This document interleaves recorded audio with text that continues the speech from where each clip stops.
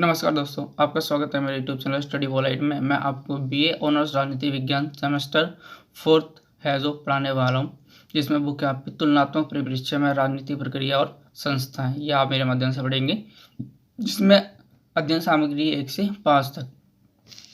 तो हम देखते हैं क्या क्या पढ़ना है हमको। पहला है इकाई फर्स्ट में सरकारों के रूप। आज हम ये पढ़ेंगे, जिसमें हम पढ़ेंगे एकात्मक और संघात्मक सरकार के बारे में अध्ययन करेंगे। लोग पढ़ते हैं संरचना। अब सरकारों की संरचना कैसे कैसे रूप में हुई है उसके बारे में पहले देख लेते हैं। आधुनिक वर्गीकरण। एकात्मक सरकार, एकात्मक शासन के दोष, संघीय व्यवस्था का विकास, संघीय व्यवस्था से संबंधित कुछ परिभाषाएं, संघात्मक शासन के मौलिक लक्षण, संघात्मक शासन के गुण, संघीय सरकार के अवगुण, निष्कर्ष, महत्वपूर्ण प्रश्न और संदर्भ। ये सब आज इसमें हम पढ़ने वाले हैं इस वीडियो के माध्यम से। अगर आप इस चैनल पर नए हैं तो इस चैनल को सब्सक्राइब कर लीजिए, और इसके माध्यम से आपको आने वाले वीडियो की नोटिफिकेशन मिलती रहेंगी और आप जो पेपर देंगे उसमें आप अच्छे नंबर भी गेन कर सकते हैं 2022 में। तो पढ़ते हैं सबसे पहले आधुनिक वर्गीकरण।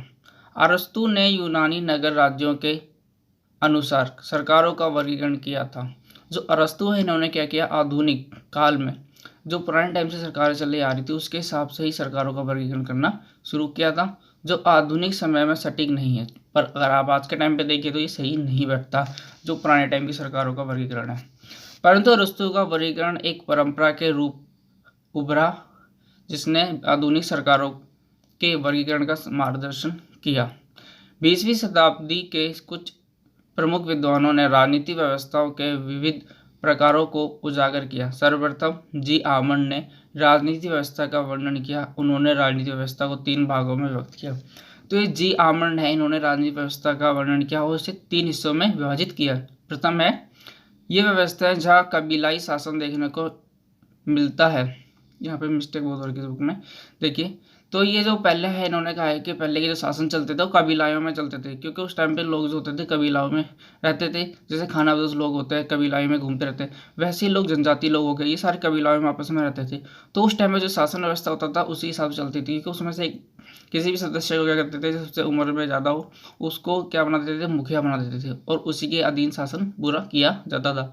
और उस मुखिया की बात पूरे जो भी जनजाति, जितनी भी जनजाति है, सबको मानना पड़ता था, सारे के सारे कबीलाइयों को भी मानना पड़ता था उसका शासन। द्वितीय, सामंती समाज। इन समाजों में खेती बाड़ी ही उत्पादन का प्रमुख साधन होता था।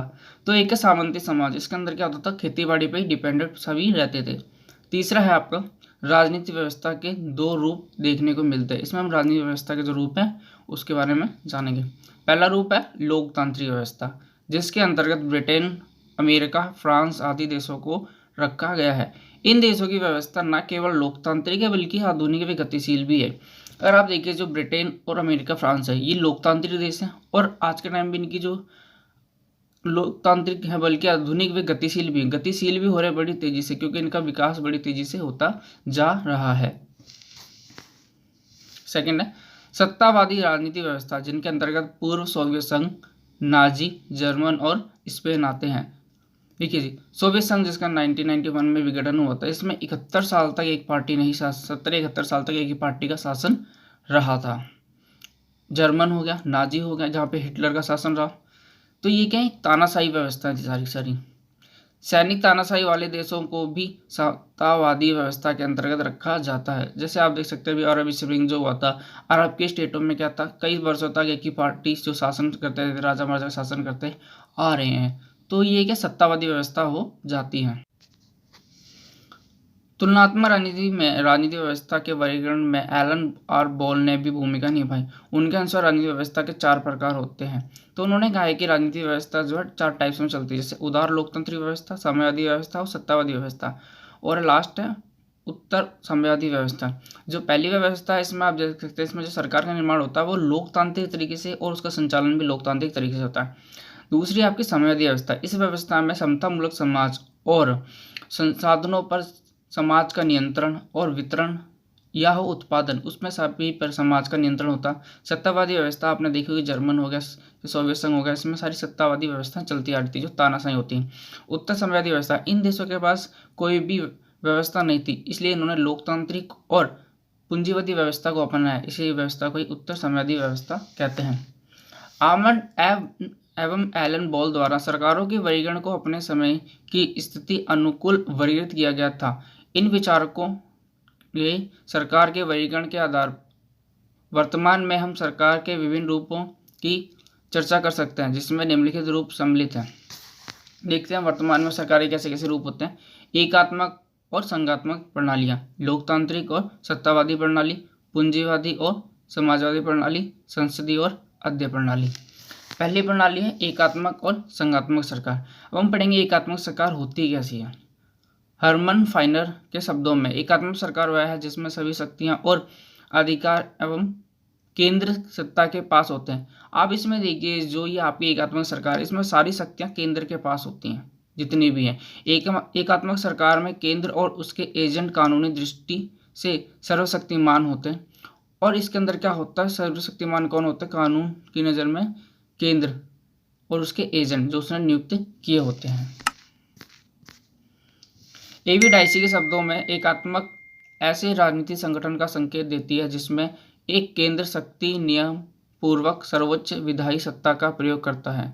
तो इसमें क्या होता है कि एक केंद्र होता है और वो सारी शक्तियों का प्रयोग करता है। एकात्मक राज्यों के प्रसिद्ध उदाहरण है United kingdom, great Britain, France और बेल्जियम। यहाँ पर आपको एकात्मक सरकार देखने को मिलेगी। अब इसके कुछ लक्षण देखते हैं। समस्त राज शक्ति केंद्रीय सरकार के पास होती है। संविधान के अनुसार शासन की समस्त शक्तियां एक ही सत्ता में केंद्रभूत होती हैं। समूचे देश के लिए केवल एक ही विधानमंडल होता है और एक ही मंत्रिमंडल। तो पूरे देश के लिए एक ही विधानमंडल और एक ही मंत्रिमंडल होता है, क्योंकि राज्यों के वहाँ पे अलग सरकारें चलती हैं। तो सारा जो मैन पावर होती है वो सेंट्रल के हाथ में ही होती है, जैसे आप अमेरिका में देख सकते हैं। ब्रिटेन में एकात्मक शासन है, इसलिए ब्रिटेन की संसद को संप्रभुत्व संपन्न विधानमंडल कहा जाता है। तो ब्रिटेन में भी क्या एकात्मक शासन व्यवस्था है, और एक यहाँ पर क्या कहा जाता है उसको, एक संप्रभुत्व संपन्न। संप्रभुत्व का मतलब क्या होता है, जो देश अपने निर्णय स्वयं लेता हो, वो किसी देश के अधीन ना हो, उसे संप्रभु हम कहते हैं। प्रादेशिक सरकारें अपनी शक्तियां संविधान से प्राप्त नहीं करती। जो स्टेट की सरकारें होती है वो अपनी शक्तियां संविधान से प्राप्त नहीं करती। इसके अंदर ब्रिटेन तथा फ्रांस एकात्मक शासन वाले देश हैं। यहाँ एकात्मक शासन उदाहरण प्रस्तुत करते हैं। यहाँ की शासन व्यवस्था में प्रादेशिक इकाई होती है। ब्रिटेन में जिन्हें काउंटी और बुरो कहते हैं। फ्रांस में भी प्रशासनिक विभाग होते हैं। तो फ्रांस में भी आप प्रशासनिक विभागों को देख सकते हैं। प्रांतों या विभागों को जो शक्तियां प्राप्त होती हैं उनका स्रोत केंद्रीय सरकार है। जो वहाँ स्टेट होते हैं उनको जो शक्तियां मिलेंगी वो केंद्र के माध्यम से मिलेंगी, संविधान नहीं।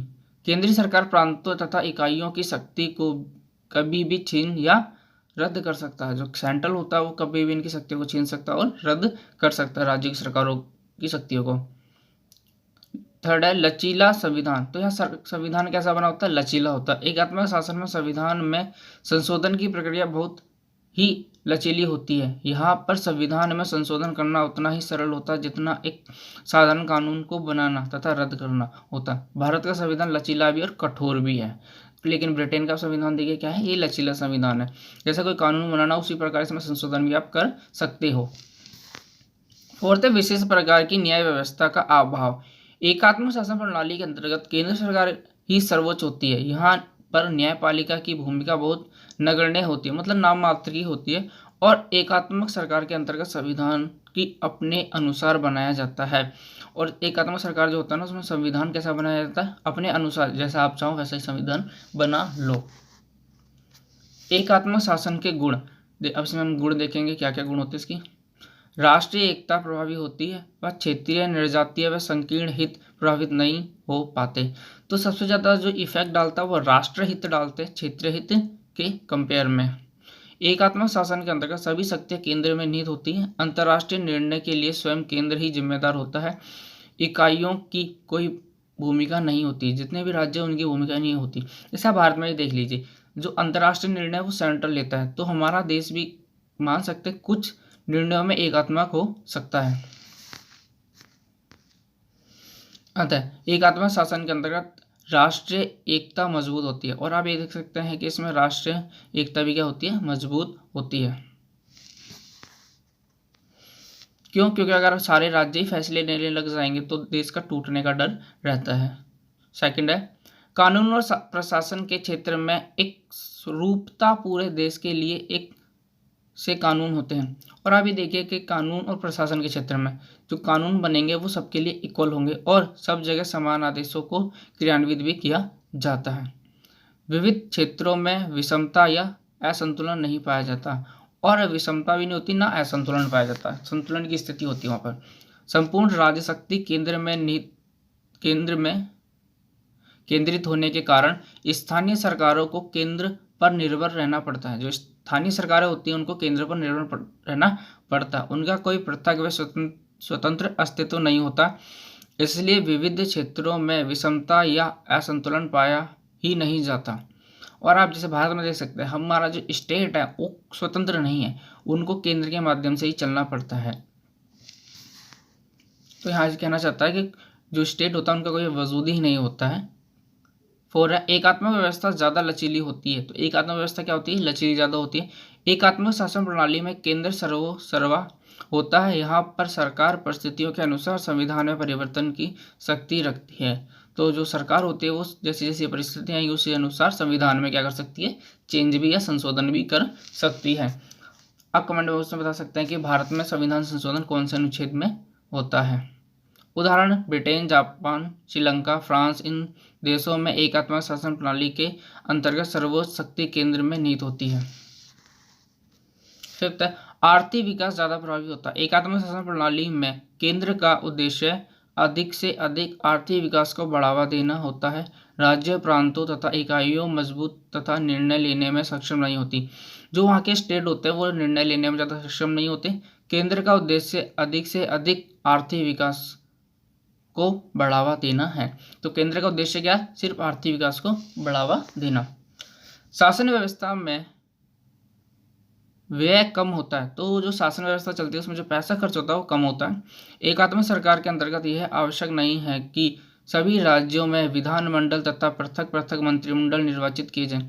जैसे आप हमारे देश में देख सकते हैं, हर विभाग के लिए अलग अलग मंत्रिमंडल होता है, लेकिन जो एकात्मक व्यवस्था होती है उसमें ऐसा नहीं होता अमेरिका में।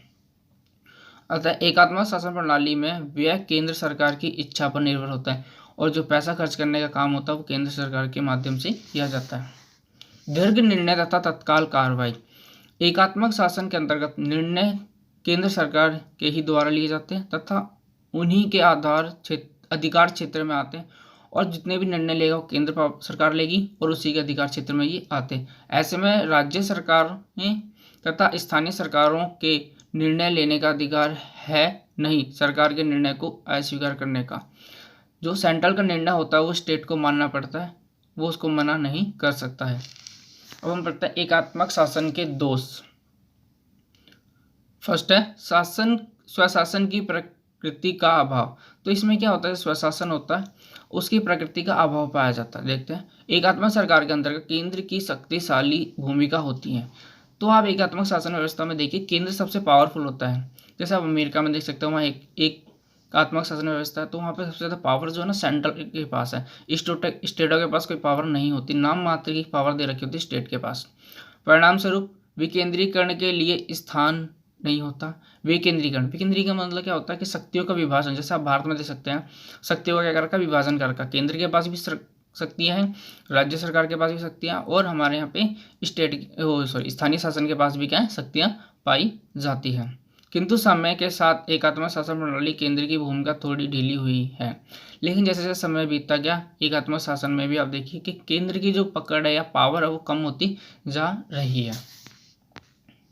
उदाहरण, ब्रिटेन में स्कॉटलैंड तथा वेल्स अलग से विधानसभा का निर्माण हुआ। ब्रिटेन में जाइए तो ब्रिटेन में देख सकते हैं मैप में कि वहाँ स्कॉटलैंड होगा, उस और वेल्स इनमें क्या हुआ? एक अलग से विधानसभा का निर्माण कर दिया गया। अब इनकी सरकार खुद चलने लगी।